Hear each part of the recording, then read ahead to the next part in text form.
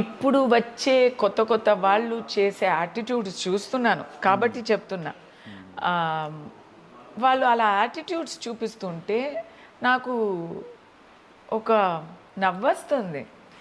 ఏంట్రా బాబు ఇది! వీళ్ళు ఇప్పుడే వచ్చారు. ఇంకా ఎంతో ఎదగాలి. ఎంతో సమయం ఉంది. చేసేది ఎంతో ఉంది చేయడానికి. కానీ యాటిట్యూడ్ మాత్రం ఇంత ఉంది. ఏంటో ఓకే. మాకు నేను చూసేవాళ్ళు అందరూ ఏఎన్ఆర్ గారు, విజయశాంతి గారు, శోభన.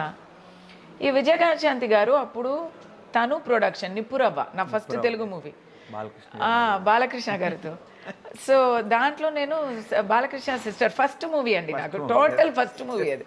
సో దాంట్లో షీఈస్ ద ప్రొడ్యూసర్.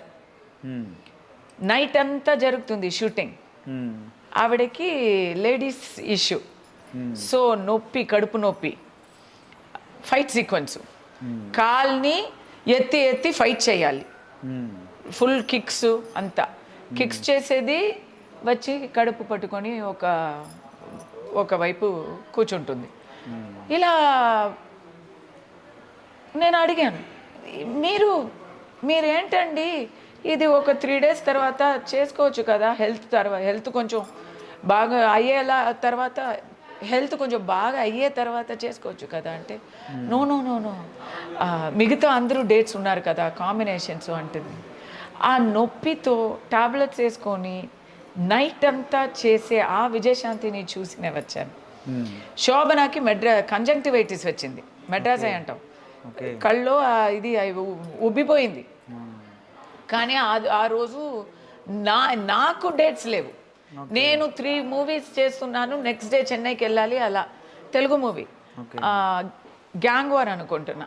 సో ఒక గుడిలో ఒక ఇది కళ్ళు 2 ఇలా ఉన్నాయండి. 2 ఎలా చెప్పాలంటే ఈ ఫ్రాగ్ ఇలాగా అయిపోయింది, ఇంతగా పెద్దగా. దాని మీద మేకప్ చేసి దాన్ని కొంచెం అడ్జస్ట్ చేసి వచ్చి దాంట్లో వచ్చి ఇచ్చింగ్ ఉంటుంది, అలా ఇచ్చింగ్ ఉంటుంది, కళ్ళ నుంచి నీళ్ళు అలా పోస్తూ ఉంటుంది. షీ కేమ్ అండ్ డిడ్ అండి నా కోసం ఒక 1 scene. She came and did combination చేసి వెళ్ళిపోయారు. అలా అప్పుడే తను వచ్చి పెద్ద హీరోయిన్, నేషనల్ అవార్డు అలాంటి హీరోయిన్. ఏంటో ఇలాంటి వాళ్ళని చూసి రజనీకాంత్ గారు సెట్లో అక్కడ ఎక్కడో మూలలో పడుకోవడం చూసేదాన్ని నేను. సో ఇలాంటి వాళ్ళని చూసి వచ్చే తర్వాత మాకు ఏఎన్ఆర్ గారిని చూసి ప్రతి ఒక్కరితో ఆయన మాట్లాడే పద్ధతి చూసి మనం నేర్చుకున్నామండి. ఈ యాటిట్యూడ్ వల్ల సక్సెస్ అని అనిపించే వాళ్ళకి ఓకే, వాళ్ళకి హ్యాపీ అంటే ఓకే. నాకైతే అలా చేయడం రాదు. అలా చేసే వాళ్ళని కూడా నేను అంతగా ఓకే కాదు మేడం, చాలామంది ఏంటంటే రియల్ సక్సెసెస్ ఎప్పుడు పొగురు చూపించరు. షారుఖ్ ఖాన్తో నేను fan girl moment. Shahrukh Khan IPL match కోసం చెన్నై వచ్చినప్పుడు, నేను క్రికెట్ పిచ్చి కదా నేను, షారుఖ్ ఖాన్ నా పక్కనే కూర్చొని చూస్తూ ఉంటే ఫుల్ బాడీ గార్డ్స్. నేనెవరో ఆయనకి అప్పుడు తెలీదు. సో నేను రిక్వెస్ట్గా నేను ఎవరో అని నేను చెప్పించుకోను, నేను నా క్యారెక్టర్ కదా. నేను వెళ్ళి నార్మల్గా సరదాగా అడిగాను ఫోటో. అందరూ నన్ను తోస్తున్నారు, ఇంత మన bodyguards. He took my phone, he's giving picture photo and going.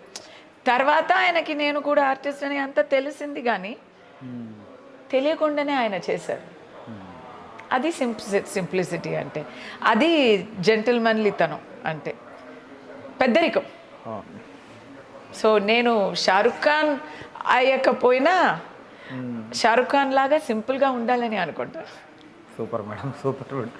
యాక్చువల్గా మేడం చాలామంది ఏంటంటే కమలాసన్ గారితో, బాలకృష్ణ గారితో వాళ్ళతో చేయాలనుకుంటారు కదా. మీరు వాళ్ళ సిస్టర్ రోల్ చేశారు మీరు. అవును. అంటే ఇప్పుడు ఓకే, ఆ రోజుల్లో తర్వాత మళ్ళీ వాళ్ళతో యాక్ట్ చేసే ఛాన్స్ రాదు కదా, రాదు. వాళ్ళతో పక్కన హీరోయిన్గా చేసే ఛాన్స్ రాదు, అయినా మీరు ఎట్లా ఒప్పుకున్నారు? అప్పుడు ఏంటంటే ఫస్ట్ ఫిల్ము అది ఇండియన్ అయితే, అది కూడా అప్ అండ్ కమింగ్ స్టేజ్లో మనం అలా అనుకోలేదు, ఏదో సరదాగా చేసాము. దాని తర్వాతనే పెద్ద పెద్ద మూవీస్లో హీరోయిన్గా చేశాను. సో అది దాని గురించి ఏముందండి. తెలుగులో సినిమాలో ఇంకో విషయం, కమల్ గారితో ఎలాగైనా చేయొచ్చు. ఆయన కూడా సిస్టర్గా బ్రదర్గా చేశారు. బ్రదర్గా చేసే వాళ్ళతోనే జోడీగా చేశారు. అలా బాగా చాలా చేశారు ఆయన. ఇప్పుడు అంతులేని కథలో తమిళ వెర్షన్లో ఆయన బ్రదర్ క్యారెక్టరు. సాగర సంగమంలో జయప్రద గారు జోడీ కదా. అలా ఐ థింక్ అది ఉంది. ఇప్పుడైతే ఇప్పుడు లేదు, అంత లేదు. మాకు అప్పుడు సినిమా తెలియదండి. సినిమాలో ఇలాంటి రూల్స్ ఉన్నాయి అని కూడా తెలియదు, పట్టించుకోలేదు అంతే.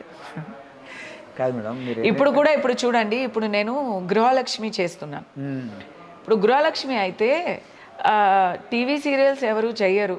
చేస్తే సినిమాలో మళ్ళీ అవకాశాలు రావు అని నా టైంలో మనం అదే అనుకుంటాం.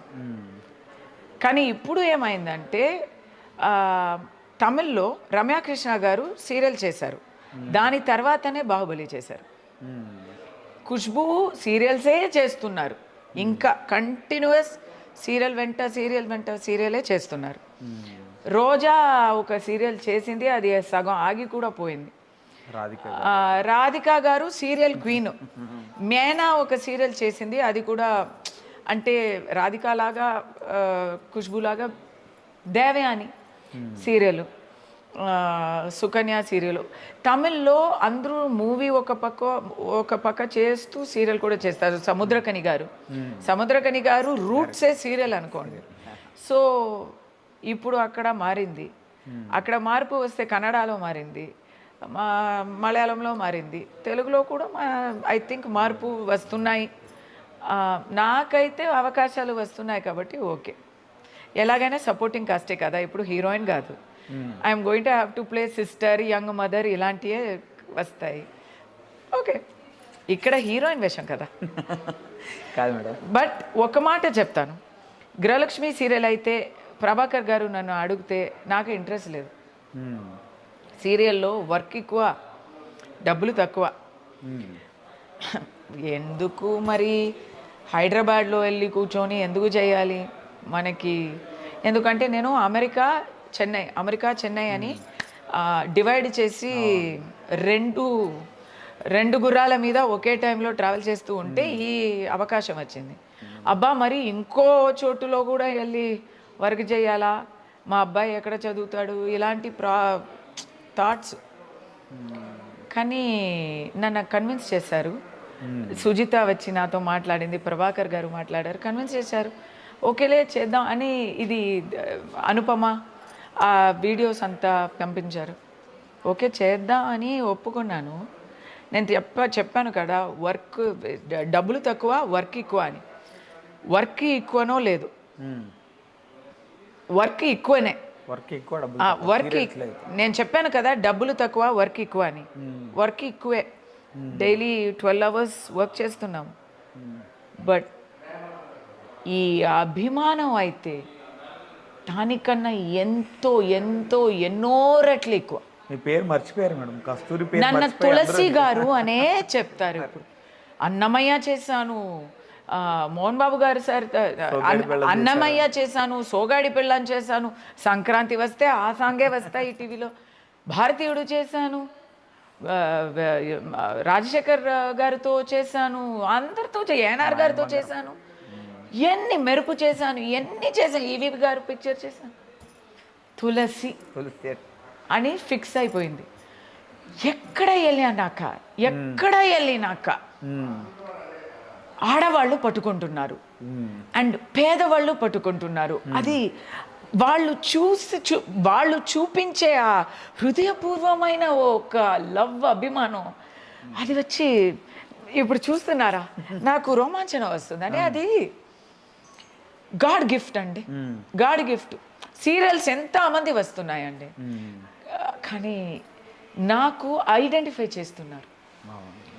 పెళ్ళయ్యే వాళ్ళు, ఇంట్లో హౌస్ వైఫ్గా ఉండేవాళ్ళు, గృహిణిగా ఉండేవాళ్ళు అందరూ ఐడెంటిఫై చేస్తున్నారు. ఆ బాధని, ఆ నొప్పిని ఐడెంటిఫై చేస్తున్నారు. నేను అనుకోలేదంటే, నాకు అంత విజన్ లేదు, నేను అనుకోలేదు.